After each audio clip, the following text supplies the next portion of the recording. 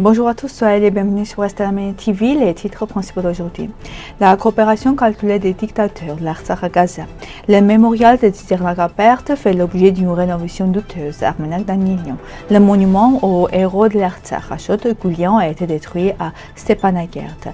Le géopoliticien et témoin des révolutions mondiales, Gérard Tchalian, a décédé à Paris.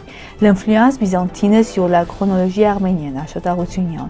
Les tactiques victorieuses du front sud de l'Artsakh, Mahed Haroutunian. Les Arméniens d'Antip, les fondements économiques du génocide. Aliyev qualifie la société arménienne de malade. Le ministère des Affaires étrangères d'Arménie orientale n'a rien à faire. Tatavi Kaïdapetian. La déportation des Arméniens d'Artsakh et la destruction de Gaza sont liées par les alliances politiques et militaires entre Netanyahou, Aliyev et Erdogan. Israël arme l'Azerbaïdjan depuis longtemps, lui permettant d'étrangler l'Artsakh, tout en appliquant à Gaza la même politique de blocus et de famine. Pour Netanyahou, Bakou sert aussi de rempart contre l'Iran, tandis qu'Aliyev profite d'une protection internationale. Erdogan complète ses axes en soutenant Bakou et en poursuivant ses objets néo-ottomans et pan-turcs. Ainsi, un système dictatorial commun orchestre famine, guerre et silence. Les drames de l'Artsakh et de Gaza ne sont pas des coïncidences, mais les fruits d'un plan calculé.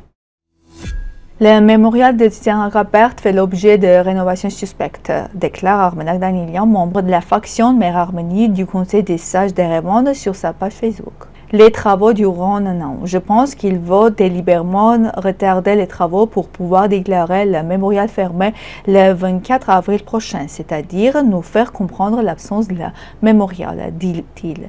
Lui et Artsakhian, membres du Conseil, ont constaté que les règles de sécurité n'étaient pas respectées pendant les travaux et qu'il n'y avait pas de panneaux d'information, ce qui constitue également une infraction. Ils ont signalé l'incident à la municipalité d'Erevan. L'Agence du tourisme et du développement culturel l'Artsakh rapporte qu'à la date du 24 août, jour de commémoration du héros à Chott-Goulian, son monument a été détruit à Stepanakert. Réalisé en 1996 par le sculpteur Yuri Sambelian, cette œuvre honorait la mémoire du héros, mais l'état de sa tombe reste inconnu.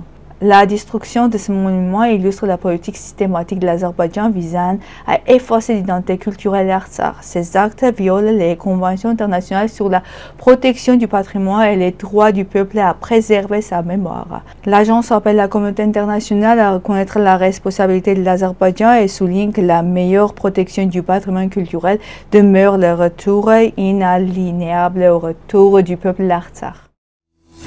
Né en 1934 à Eterbik, dans une famille marquée par le génocide des Arméniennes, Gérard Tchalian a consacré sa vie à l'étude des conflits et des peuples en lutte. Chercheur et témoin direct des mouvements de décolonisation en Afrique, en Asie et en Amérique latine, il a vécu aux côtés des guérillas et des révolutions pendant plus de 20 ans. Auteur de plus de 40 ouvrages, il a profondément marqué les études géopolitiques par ses altes analyses et récits de terrain tout en enseignant à l'ENA, à Harvard, à Berkeley et ailleurs. Engagé dans le mémoire arménien, il a coécrit l'ouvrage de référence 1915, Le génocide des Arméniennes. Son héritage est à la fois scientifique et humain, une quête de vérité nourrie, d'expérience, de lucidité et de bienveillance. Au 7e siècle, affaiblie par les guerres byzantines sassanides, l'Arménie se trouva sous l'influence idéologique de Byzance. Pour intégrer l'histoire arménienne à la chronique mondiale, des modifications furent introduites dans l'histoire de l'Arménie de Movses Khorenatsi transmise par des copies médiévales. Ainsi, la date de la victoire de Haïk-Nahabet fut déplacée de 2452 à 2492 avant Jésus-Christ, un écart de 40 ans riche de symbolisme public. Ce procédé illustre comme l'Empire cherchant à contrôler non seulement le territoire, mais aussi la mémoire historique, rappelant que l'interprétation du passé reste un enjeu politique majeur. À l'été 1993, après la défaite de ses groupes à Agdam, l'Azerbaïdjan concentra ses forces vers Fizuli et Jabahi pour attaquer le sud-est et l'est de l'Artsakh. Les forces d'autodéfense résistèrent et lancèrent une contre-offense victorieuse. Hadrout fut libéré, les bases de Fizuli, Jabahi, les Kubadlu neutralisées et la route stratégique Stepanakert-Goris sécurisée. L'armée azerbaïdjanaise subit de lourdes pertes, tandis que l'Artsakh renforça ses positions et créa une zone de sécurité. Contrainte de négocier, Bakou continua pourtant de bloquer le processus de paix. Cette victoire constitua un tournant stratégique et moral décisif pour la suite de la guerre. L'historien turc Ümit Kurt, originaire de Gaziantep, découvert tardivement que sa vie avait autrefois abrité une importante communauté arménienne, effacée par le génocide. Dans son ouvrage « Les Arméniens d'Antibes, l'économie du génocide dans la province ottomane », il analyse le processus de dépossession qui enrichit l'élite musulmane locale, grands propriétaires, fonctionnaires et marchands par la confiscation des terres, l'impulsion des Arméniens et l'appropriation de leur capital. S'appuyant sur ces archives arméniennes, ottomanes, turques et occidentales, ainsi que sur des mémoires et témoignages, l'auteur montre comment la quête d'enrichissement devint une force motrice essentielle du génocide et posa des bases économiques du nationalisme turc et de la future république.